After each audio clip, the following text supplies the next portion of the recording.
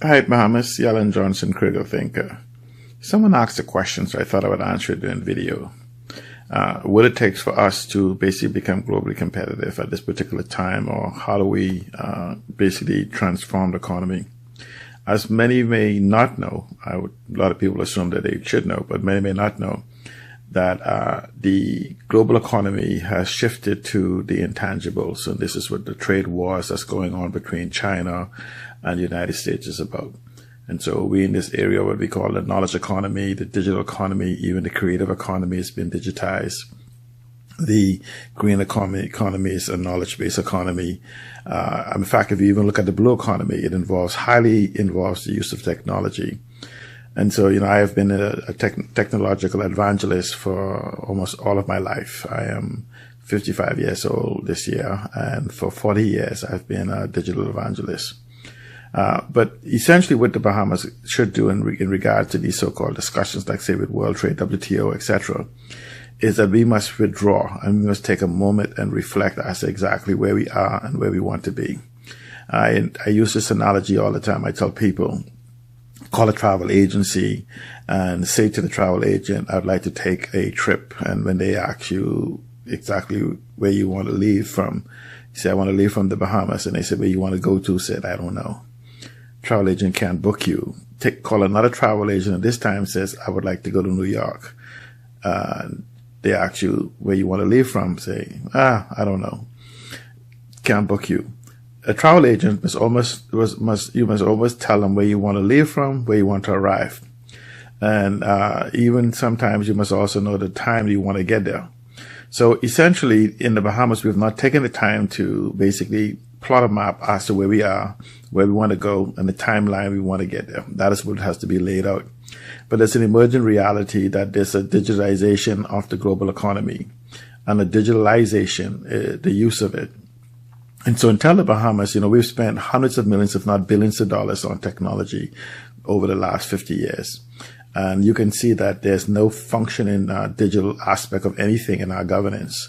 And most of our companies and even our financial institutions have not embraced the digital economy as we know it. We are well immersed in technology, but we are totally unaware of its proper use for growth and development. So it's my recommendation that we begin to look at the complete digitalization of our economy. There has to be a team assembled of thinkers across all disciplines that we have in our country and all the disciplines we possibly see that can be incorporated in our economy. This involves the diaspora, because many of them do not see the environment to exist in the Bahamas. We could create a multi-billion addition to our economy just by embracing these digital aspects of the global economy. 1/3 of all goods and services in the world, in the world, is the intangibles, or is affected by the intangibles. And that is where the world is. This is where we're changed. We are in the second digital revolution, third technology revolution, fourth industrial revolution. This is why WTO makes no sense. In fact, WTO is in chaos over intellectual property rights and execution. So why do a country, the most digitally prepared country in the world, would want to get into a piss fight between individuals when we have the infrastructure for the man in the middle aspect of all global trade? And that's basically because our leadership may not truly understand the digitalization of the world. They are from an old era of pen and paper. They're from an era of the merchant shops on the side of the corner. And so what you see now, even for me in the WTO fight, is a desperate group of individuals that are seeking to join WTO to preserve their way of life. That's what they know. But the majority of Bahamians, 98% of Bahamians, is or can be prepared to exist in this new global reality, but it requires global thinkers. It requires individuals that understand. Technology is not something new for me. I was just thrown headfirst, or would you say completely thrown into it from the age of 15 years old. There's nothing else I know. I know the past, the present, as well as I can accurately predict the future of how technology is going to be. I've been accurate in the Bahamas probably at 99% for all the things I've said would happen is exactly happening today. So I'm simply saying is that WTO is garbage for the Bahamas right now. We want to increase employment in the thousands per year. Let's look at the digitization of our economy, like tourism. We could create 10, 15,000 bed and breakfasts in the next 2-3 years in tourism. That creates ownership. You could almost make every family that enters into the bed and breakfast a millionaire just by having them doing it, and then digitization of our tourism product. We see it already. We see it around the world in Uber and bed and breakfast and the entertainment and like. We've seen it in our economy. And so in the same thing with trade, we're seeing the destruction of our merchant class by the thousands of individuals that has actually moved to directly ordering from the U.S. and other places. Again, which makes the U.S. aspect is 80% of our trade is with the United States. So why we want to go sign agreements with 193 other people? We could have bilateral trades and agreements. So I'm just saying that this WTO thing is garbage because we have no data to support any of the positions we're beginning to take. We're seeing our banking industry destroyed and die. Why? Because we refuse to go to digitization of that thing, of the banking or the financial services. What we need is to have an honest, open conversation, facts-based, information-based, database discussion on every aspect. If there's 1,000 different industries, then let's have a data on each one and how it would affect us, both locally and globally, and how we can transition into these type of environment. Bahamians, I'm asking you, call your members of parliament, tell them if they do not understand WTO, if they have no understanding of trade, if they have no understanding for the economic development and empowerment of Bahamians before we go into the ring, then they should stand down. We are not talking about those of us alive today. We're talking about future Bahamians. We're talking about a generation of Bahamians that is yet to be born. 70% of our population will be under the age of 42 at the next election. We're having people make decisions that will affect them for the rest of their lives. They will never have an opportunity to own the Bahamas. We talk about gentrification of the Bahamas. They will not be able to own land. They'll not be able to own businesses. They'll not be able to do anything. There'll be nothing but laborers. WTO is not for the majority of Bahamians. Say no to WTO. Let your MPs know it's not even being, you should not even tolerate it. The context of WTO is not being discussed in a pro-Bahamian manner.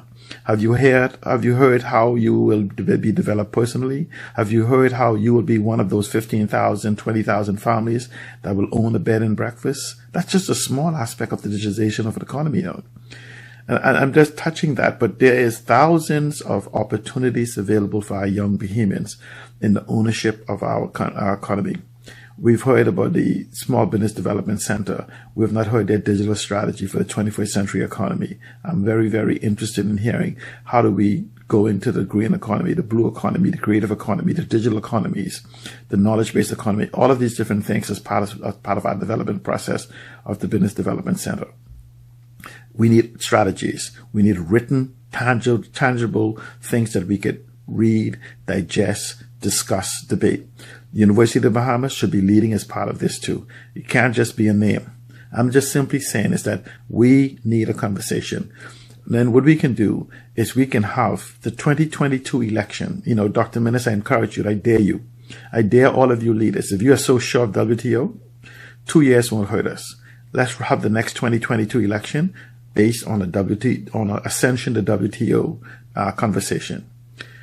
Let's begin to see who best been able to put forth the argument as to why or why not, why we should not be. We don't have to even have, I'm an advocate for WTO being a referendum. Let's combine that referendum in the 2022 election. Let's begin to see who has the best ideas for the development of the Bahamas going forward. In 2023, we'll be reaching 50 years of independence. We've been joking. We've been playing. You heard a report. This is not me. I've been saying for 15 plus years of coming home that we are the most digitally prepared country in the world. A report came out last week saying the same thing. It isn't me. I'm simply saying this. It isn't them. They're simply not aware of what individuals like myself and thousands of other Bahamians are aware of. Every single year, 60+% of Bahamians that goes off the university never come back. Why? Because we have not created an environment for them to exist. Even though we have everything there is that is needed to create that environment. Well, if the world is now an IP, intellectual property-based environment, a knowledge-based environment, where the most important aspect of what the global economy will be based on the digitization of the world, then we can actually begin to do that. I'm not even going to touch in this particular video the aragonite, the salt, the shipping lanes, the airspace, the fisheries. We have the third largest nursery in the world. That means the world supply of fish depends on one of the third largest nurseries in the world. No, not one of, the third largest nursery in the world. The water supply. We have the oldest living creature on Earth still in the Bahamas in the Exoma Keys. The astronaut has told us what we have. I could go on and on about the assets we have, but I'm talking right now on the immediate. This WTO garbage. Say no to WTO. I swear to you, I promise you, we can build a better Bahamas in the shortest period of time. We can create thousands of jobs in literally 2-3 years. I'm not talking no futuristic thing. The problem is that the leadership has to understand to put in place the infrastructure that's needed. That is what we don't have. And we have almost a closed shop of individuals. We have this tribalism, and that's what I'm saying. The world doesn't care about our tribes, In fact, they're coming to conquer not one, but all of the tribes of the Bahamas. We have to become one tribe, one collective intelligence. Collective wisdom is what we can use to conquer the world. I'm simply saying, Bahamas, we are capable. We simply lack the current leadership. The Bahamas does not have a leadership crisis. The Bahamas does not have a leadership crisis. The Bahamas does not have a leadership crisis. The Bahamas has a crisis of leadership. A leadership crisis is when there is no leaders. A crisis of leadership is when the wrong leaders are in place. We need to stop looking to the isolation of political parties, family, friend, lovers, and financiers. It has not worked for us. For 50 years, it has not worked for us. It's time for us to adopt a new model. It's time for us to become one, the collective intelligence, the collective wisdom, to execute and conquer the world. We were blessed. Geopolitically, we are placed where every nation in the world would love to be. That's why they're here. Bahamas, let's come together. Let's begin to have a conversation. Let's begin in all of our posts to use the hashtag pound. It's time for us. Pound. It's time for us. Let 2022 be one of 21st century leadership, thought leaders to conquer the world. Because clearly we're not getting it now. Dr. Minnis, you have a time, you have a chance to embrace the 21st century thinkers. Get out of your security of the tribe and come to the people, the ones who put you there. This tribal thinking, this select group of individuals will not help. It's funny that we can always say that the Bahamians can conquer anything. That's what your WTO people are using, but we can't conquer simple organizations in the Bahamas. We can't get BPL to work. We can't get Bahamas Head to work. We can't get water and sewer to work. We can't seem to get anything to work. But at the same time, we're claiming, we're ready to battle the world. We can't get those things to work. Why? Because we're not using the best. We're using family, friends, lovers, and supporters, and financiers. That's not how you build a country. The countries that understand that is coming to conquer us. We have an opportunity to fight back. We have the greatest minds, the greatest location, and we are blessed by the most powerful thing that ever existed, God himself. Thank you, Bahamas. Say no to WTO. Call your individual members of parliament and tell them, not on our watch. Not on our watch. WTO is a no. It's time for us to own the Bahamas. Thank you so much for taking your time to listen to this message.